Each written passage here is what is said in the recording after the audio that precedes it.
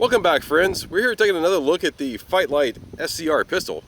Want to give you an update on how it's running, and maybe we can figure out why the brass is so violently hitting the brass deflector. And I also wanted to show off the snazzy holster I made. Check that out, huh? Yeah, nice.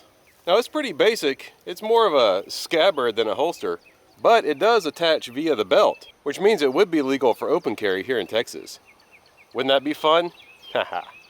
And another thing I'm going to try today is to put my 5.56 pistol upper on it and see how that shoots. Let's get to it!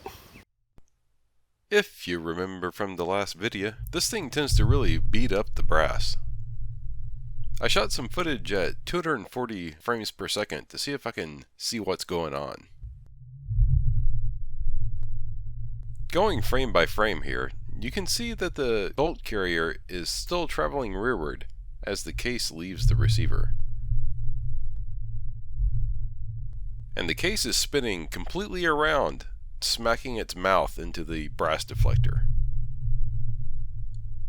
I had originally thought that this might be an issue with the velocity of the bolt carrier, but after reviewing this footage, I'm kind of thinking it's the ejector spring being too strong.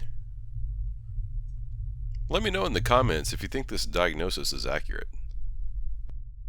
Whoa, fire! Don't know what that was about, but it was pretty cool. Anyways, it unfortunately looks like the beat up brass is the least of this thing's problems. So this is the third time I've had the gun out shooting, and have approximately 400 rounds through it at this point. Unfortunately, on this outing, it's giving me some trouble.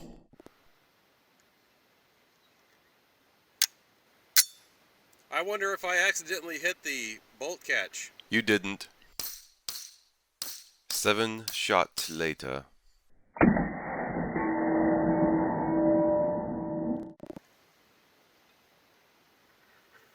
I'm nowhere near the bolt catch. I don't know why it's doing that.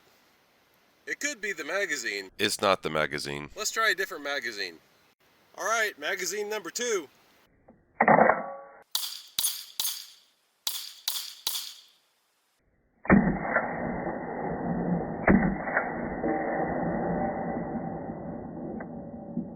We have some kind of failure there.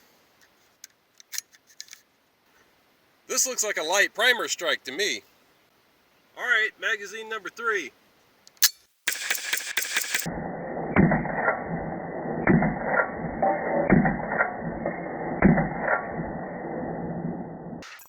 Let's see what kind of failure we had there.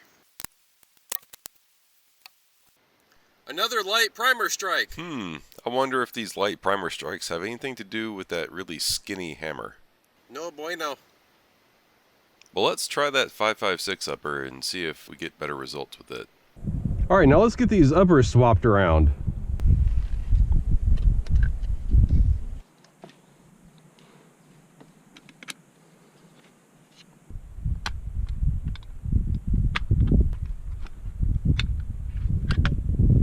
Now we need the bolt carrier from this to go in here. Replace the AR-15 bolt with the Fight Light bolt. Just like that. And now this 5.56 upper should just go straight on. Voila!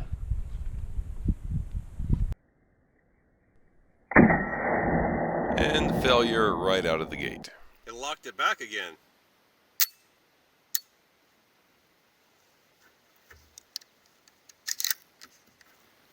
Another light primer strike. I'm not liking this. I wonder if it just doesn't like this PMag. Let's try a different magazine. It's not the magazine. Alright, try a different PMag, see if that makes any difference.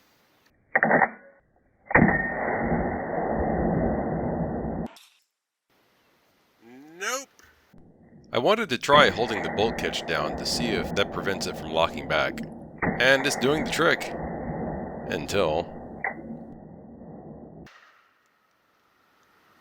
Another light primer strike. Alright, to summarize, the ejector spring is too stiff, the bolt catch spring isn't stiff enough, and the hammer is either too light or has too weak of a spring. These seem like easily fixable problems, but I'm going to resist the urge to do it myself. I really want to see how Fight Light is going to respond to these problems. Please subscribe so you can follow the progress as we work through these issues. Well, I think I'm about done with this for today. This has been a bummer, but thanks for watching.